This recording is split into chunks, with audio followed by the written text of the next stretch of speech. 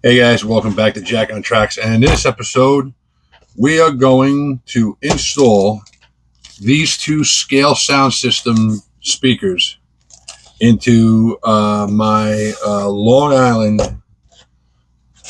RS3 from Bowser. This thing actually sounds pretty nice. It just doesn't sound as nice as I would like it to. I believe there was a video out there where this is an ESU equipped unit. I went on to ESU. I found out that they had another sound file on there, which was it. I'm not going to say that Bowser did a bad job with this sound file. It sounds pretty decent. The sound file that I found on there is actually, I believe, was a newer sound file. So the sound file that's in there is about 2 years old. And I think the sound file I put on there now is less than a year old. So it just sounds a little bit better. Not that they sounded like crap before. It's just this one sounds a little bit better.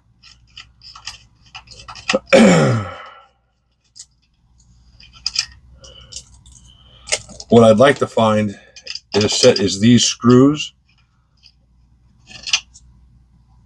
tad longer with wing nuts. Yes, to make it just easier to take these in and out. Because as you can tell, I like to keep my stuff. I don't have a layout, so I like to keep my stuff in the boxes to keep them from getting damaged.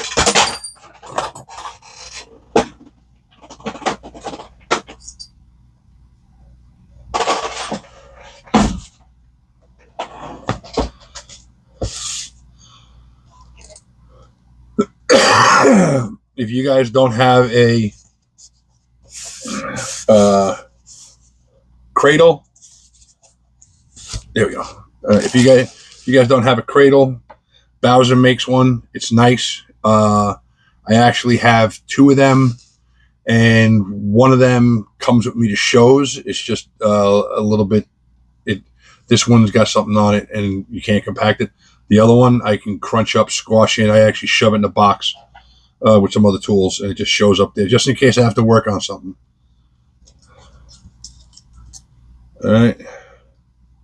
This is a very well thought out cradle. So the one from ESU, and you can buy a second one of these, and there's a little thing on the bottom that you can pop out, and then there's another piece in there you connect the two and can make a big long one for like a big boy or a DD45 or something like that.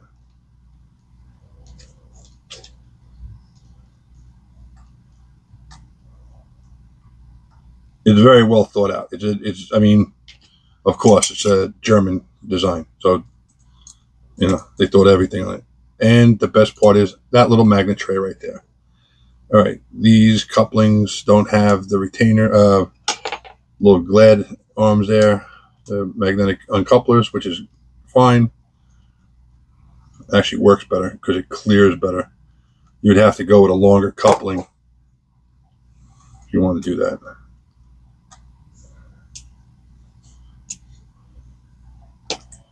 If I remember, it's basically all you got to do. Yep. But you got to do a little finagling. Just be a little careful. These Bowsers are actually really nice units. Okay, so here we go. I don't know if this is a new run. This is the last run that they came out with these, so that's that.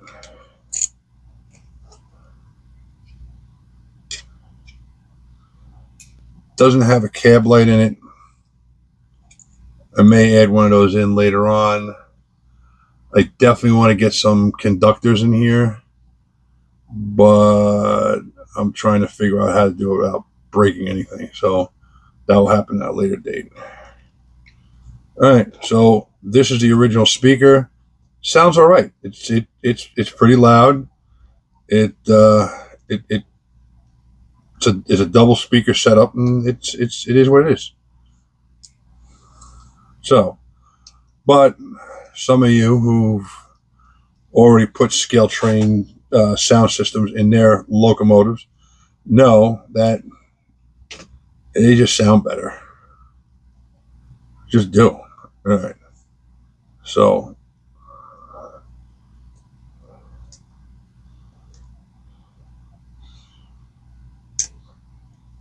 mean, I have a couple of extra auxiliary tabs here.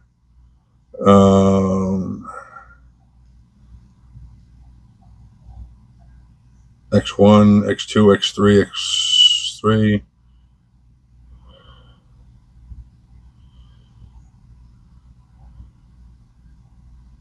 The logic, I think, on this side. I don't see a spot, the solder speakers. So let me we're gonna dig a little deeper. We're gonna pull off this decoder. Oh boy. All right. This is not, I don't think this is a ESU designed motherboard. I think it's just what Bowser designed in there. So, all right. So with that off, that goes there. All right. So these two speakers. Let's take a look at these. All right. This is a big single. This is a double, as you can tell. This is a big single.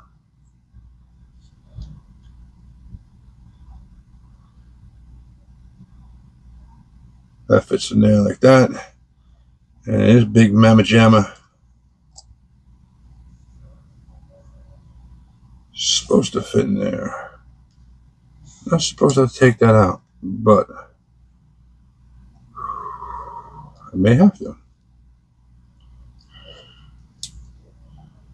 I may have to take that out. All right.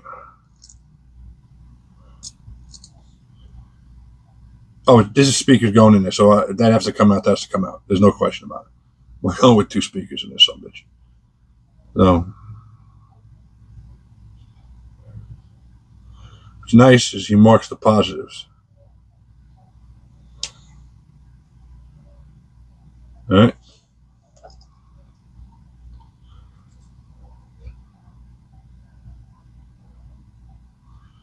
So this rear one can get screwed in because I can solder it inside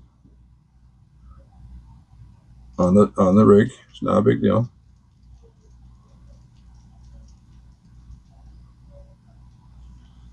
I mean, you actually look at this. That's a much bigger single speaker, so supposedly more bass. The housing is a tad taller. The guy that does these is a audio engineer. I believe that's the correct term for what he is. So he knows what he's doing. He's got equipment to test and whatnot. So that's that. All right. So basically, we're gonna run positive, and then this negative to this positive, and then this negative back. That's the way I've been told that I have to wire it. All right, guys. So just give me a second, and I'm just going to refresh my knowledge to make sure that I have everything in here, sitting in here correctly, and then we'll go there. I'll be right back. All right, guys. So I'm back. I went back and I looked at the installation pictures from Scale Sounds. I'll post that right over here. I'm not putting a capacitor keep alive in here at this time. One, I don't need it. I haven't had any issues with it. The layouts I run on are maintained pretty well, so that's it. Okay, my mistake was, which kind of makes a little more sense. This goes over on this side, and the long one goes back here. So that's what we're going to do. This is going to get taped in place over here. All right. Now, I would prefer not to trim these off, but I may have to. If I can get away with not trimming all of them off for possible later done use, I'd like that.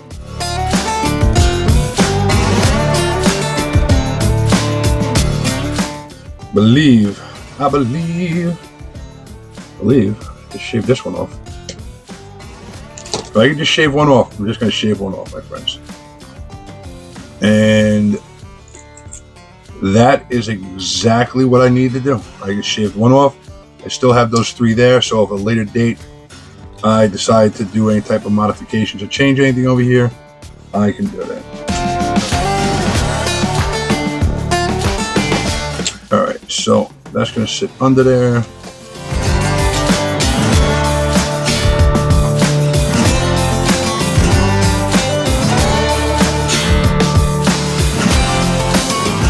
That's going to go there. The other one's going to go back there. Come on, we need some Kapton tape.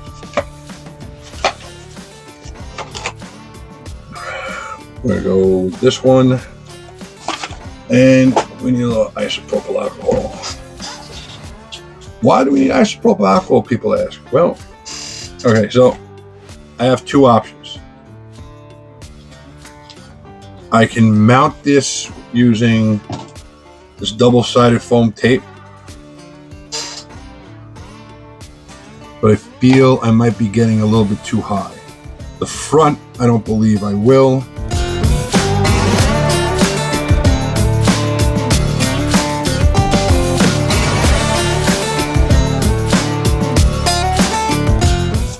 Since I got the wire running underneath, since that wire is running underneath there, it's going to be elevated a little bit anyway, so why not try this.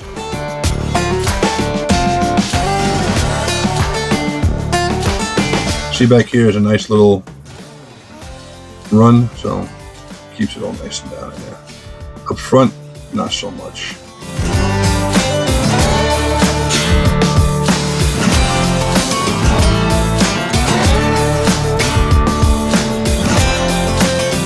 Alright, so now this is just a test. Probably gonna have to slide a little piece under there, but let's see if this, it might be up too high. So if it is, we'll just take it off and we'll figure something out. Yeah, it's up a little bit. It's up a little bit too high. I don't want it touching. So we're gonna go and we're gonna fix this. This should come off. All right, since I have to run wires. All right, no matter what I do, I have to run wires up top. So I'm going to reroute the wire for this headlight. It has a nice track there, but it's slightly in the way. We might come back. We'll probably, when I get the engineers to put in this thing, we're gonna come back in here and do a little more detailing on this interior anyway.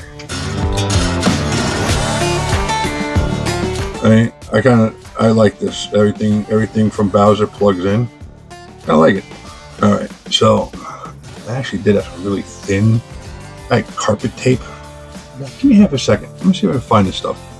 This stuff is like, it's really thin, so I think I could just use that and put it down. And it's strong. All right, guys, this is carpet tape. They use this to hold down carpets. It works really well. It's thin. You have to look around. I got this off of eBay, Amazon, because I couldn't find it locally. All right, it's just a double-sided tape. It has very little body to it, almost none. The stuff that I was finding at Home Depot actually had like a decent amount of thickness to it, which wasn't working because a woodworker's trick is take this carpenter tape, put it on one piece of wood that you're working on, line them up, okay, and once they're lined up, if you haven't done your final cuts on those 2 pieces of wood, you put them together and do your final cuts, and they're identical. All right, so you've seen me do it in the Fremo build where I use this stuff. It works really well. It has body to it, a little bit of body to it, but not much.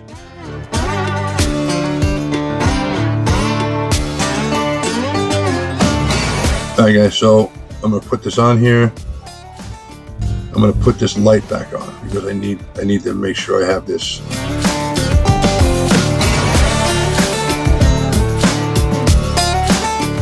That's nice and neat.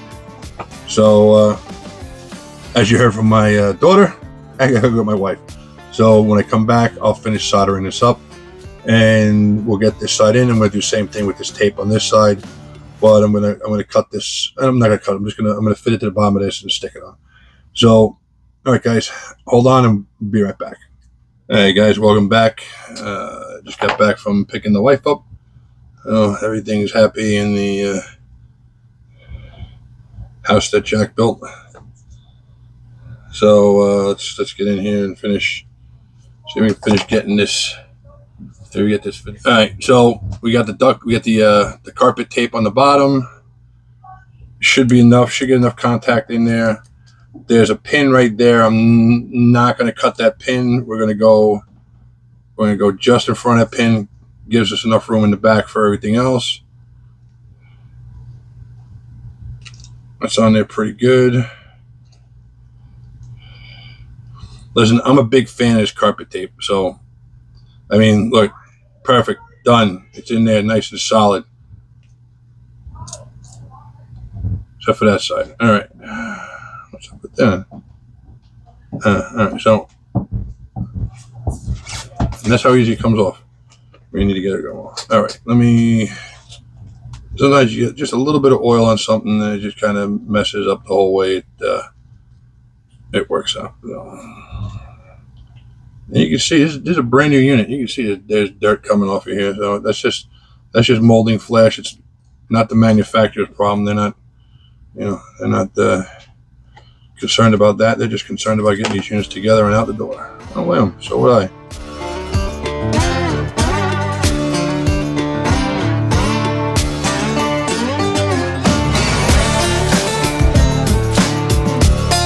Now my shell's right there. My soldering iron's right there. My soldering iron is not on yet. Once that soldering iron goes on, that shell is going to the complete opposite end of the table. That is a very good practice to practice. Plastic shells and soldering irons in the same vicinity, never a good idea. I still weep to this day. All right.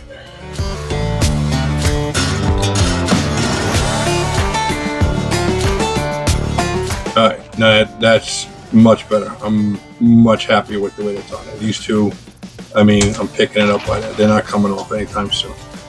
All right, so this wire, gonna run over here. We'll come in here probably.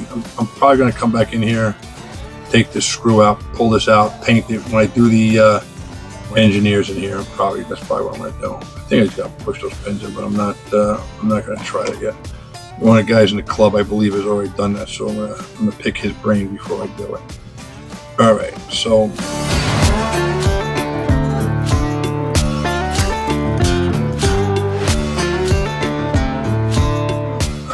soldering iron is gonna go on. Shell is going in the box. Oh.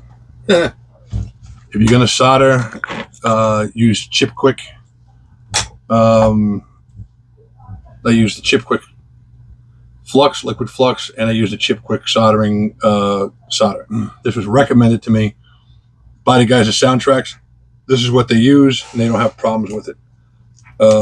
I had burnt out a decoder because I used and it was actually a Chip Quick flux, but it was a paste flux, and it kind of migrated into the board, which, even though this will migrate into the board, it evaporates and dries out. So that's a plus. The other stuff didn't, and I smoked the amplifier. All right, so what do I need? I need some wire. All right, so I am going to cut this off of here.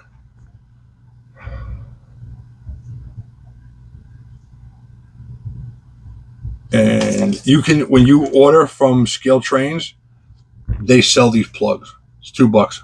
Buy the plug.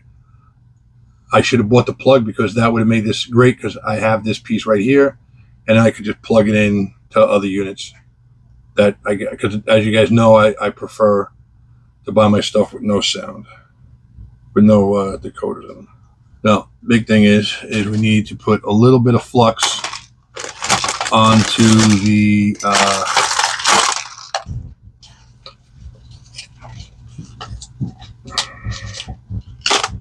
we need to put flux on these speaker ends. So just to be a little bit neater,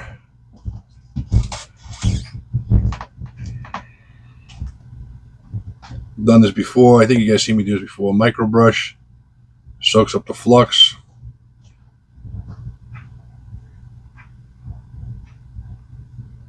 I don't have a big puddle of flux on there.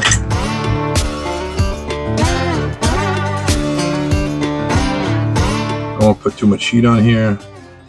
Got a little puddle of flux on there. The fine gentleman at scale trains marks the positive sides. Okay? In reality, I believe there's no big difference, but that guy knows a hell of a lot more about this than I do, so we go with that. So these are, this the positive, this the positive. As you guys know, I'm right-handed, so everything's got to be done with my right hand, because I don't know why. Maybe dexterous on a bunch of stuff, but when it comes to this stuff, I prefer to be not.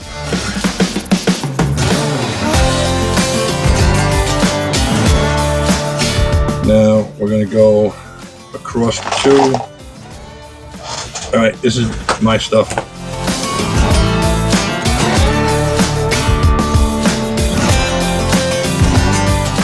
I like this wire, even though it's kind of like a no name or a low frills brand off of eBay. I don't know, I keep saying eBay. I got these off of Amazon.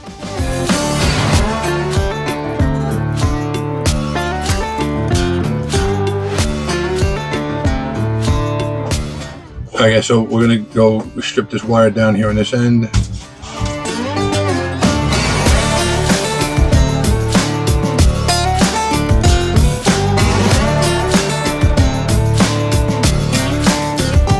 So we're gonna get this soldered on, and then magic starts. All right. So we're gonna get this soldered in. This is actually, I mean, guys, this is really a simple install. This is nothing. Basic soldering. I mean, if you're working with a soldering gun, this is definitely not you doing this. You're a caveman. Buy yourself a nice soldering station. Trust me, you get yourself a nice soldering station, you will not regret it. Because I am so happy I got this. My daughter got me this for Christmas. Because this is so much nicer than using the pencil one that I had. I just had a regular soldering iron that I was using. This one is just so much nicer. I just like it. I can adjust it. This handle feels so much better in my hand when I'm working. I can change out to these nice fine tips, so that works even nicer. So it even works much better with that. Okay. This gets plugged into here. It gets plugged into there. That's all pluggy. All right, so now you're saying, well, now what are you going to do? All right, so this comes up here. It's like, this is like 32 AG. This is like 34. I want to get some of this really small stuff and get the right crimper tool, but this only goes down to 32.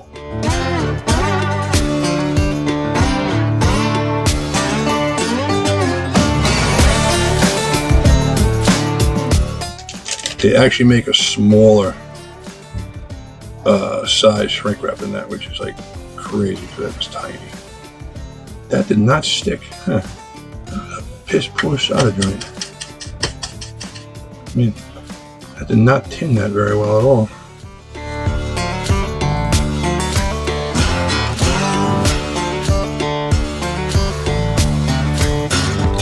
Oh, there we go. Huh. Somewhere around here. So, this is tip conditioner or tip cleaner or tip whatever. So every once in a while, I'll come in with my brush. If you look, there's like less gold and whatever on it. It's oxidized. I'll just come in with my wire brush. I'll just put this in here. I'll let it sink right down to the bottom.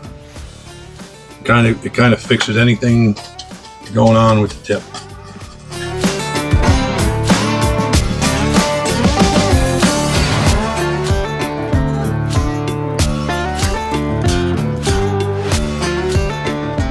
That I'm happy with. I got a nice little wad on there connecting everything up. That's good. Okay, now watch. Oh, fold it over like that. Slide that down there like that. Cover it up the way it needs to be.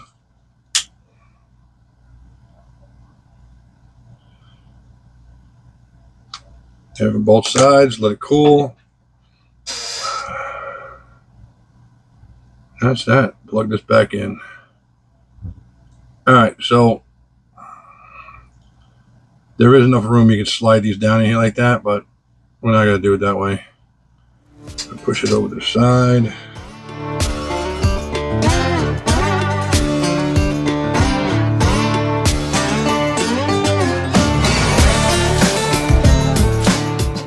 I'm gonna put a couple little pieces of tape across here just to hold everything nice and in place.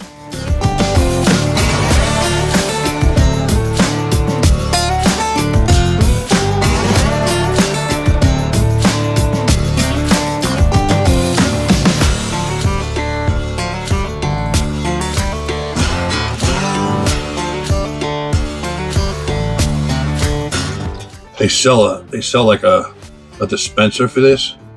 And next time I gotta order this stuff, I'm definitely ordering the dispenser because it just makes it so much easier to use that stuff. All right, soldering iron off. We're done soldering. Okay. That's pretty much the installation. We plugged it back in. Okay, pay attention. The red wire from the plug goes to here. This comes across, even though it's red, comes over to the positive side on this one over here, right? The negative, even though this is the negative, this comes over here to the positive. I probably should have just all did it on black. It would have made more sense. All right, over there, and then the black from here back to the plug. So that's in series. I'm not even sure. It might be parallel series. I don't know. So, but we're in. The coder's in. That's in. Everything's soldered up correctly. Let's go retrieve the shell. Shell slides on. Look inside. I can see the wires a little bit, but you know something? 224. Not going to see them. That's 2 feet away, and in 24 hours, I'm not even going to notice it. So.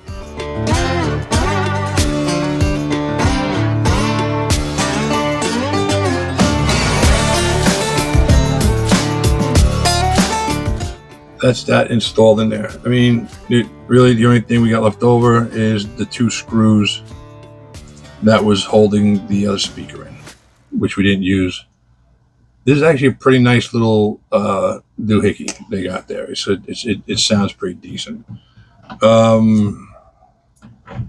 Some people have taken these apart and I guess changed out these speakers to maybe different ones or whatever, but I really don't think it makes that big of a difference. The only thing I might try to do with these is I may put a plug on these, and I might wire these into my my decoder reader because the speaker is like so weak on it. So I might just do that. And then someone actually said to put a piece to seal this top with styrene and a little Tamiya, the regular Tamiya stuff with a thin piece of styrene on here, and really get it sealed down. It supposedly makes it even louder. I don't know, but I'm probably going to reuse this on that decoder tester because it's a knockoff of the ESU. It's $24. It works fine. I might buy the ESU just so when I build my whole test board, everything will just be, I don't have to worry about any issues later on. But I might just soldered that in there just to get a better speaker, because the speaker that's on there, you can't hear nothing really until you put like a little cup over the top of it, and then all of a sudden you're like, oh, sounds good. If you're wondering what these housings really do, Soundtracks just released a really nice video on that. If I remember, I'll put a link in the video here to them. It's great. It really explains why you need one of these chambers around it, and then right about now you're going to hear the difference between the original speaker in this, which is actually a pretty nice chamber, and these are really nice speakers.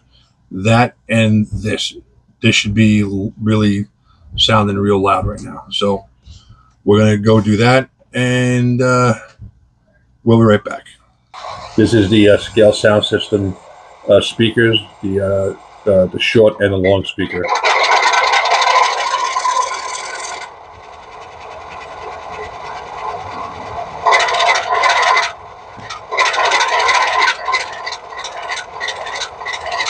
The mic's about a foot away from the locomotive, and I had to lower the volume on this thing. It was wicked loud. I'll do another short with it with the volume turned to where it was.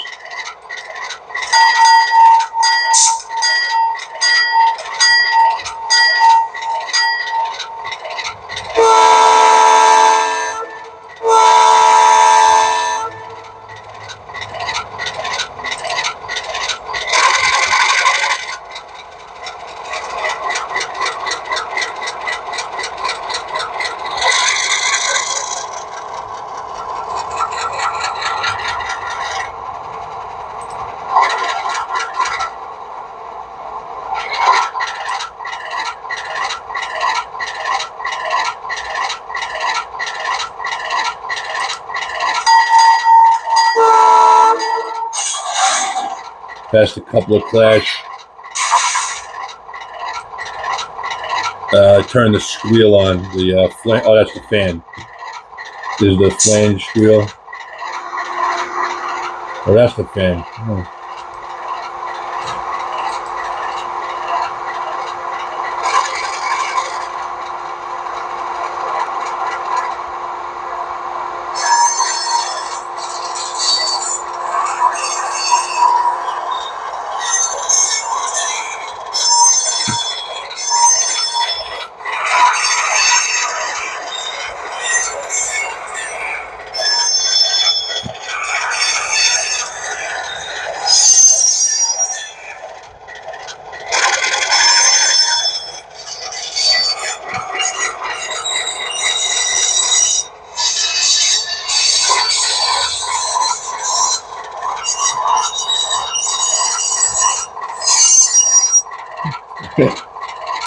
Here, the flange squeal is pretty good on it.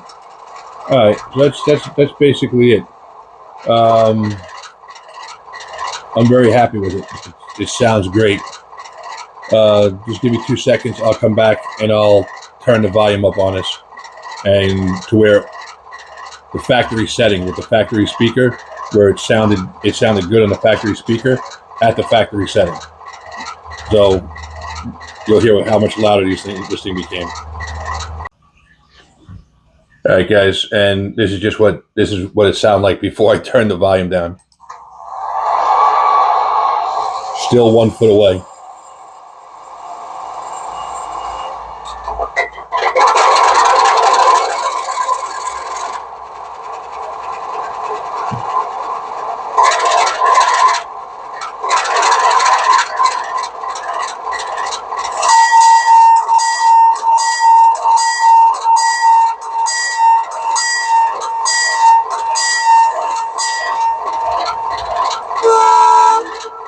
The horn is the only thing I didn't adjust.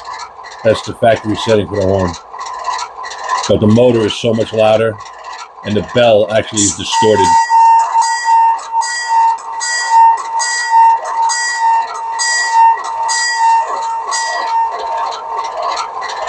So I'll put this all together, and you'll hear it before, during, and after. All right. You done?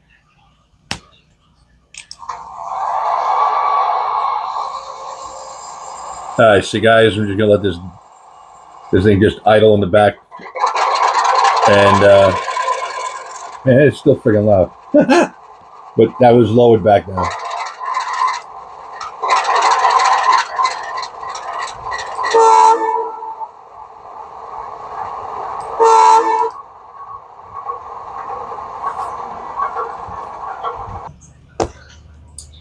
All right, guys, thanks for watching Jack on Tracks. Make sure you hit that like and subscribe button, and hit your notifications. I think we're gonna start a couple other builds coming up, and they should be good. Once again, thanks for watching. Thanks for putting up my shenanigans and my nonsense. And as always, I'll catch you later.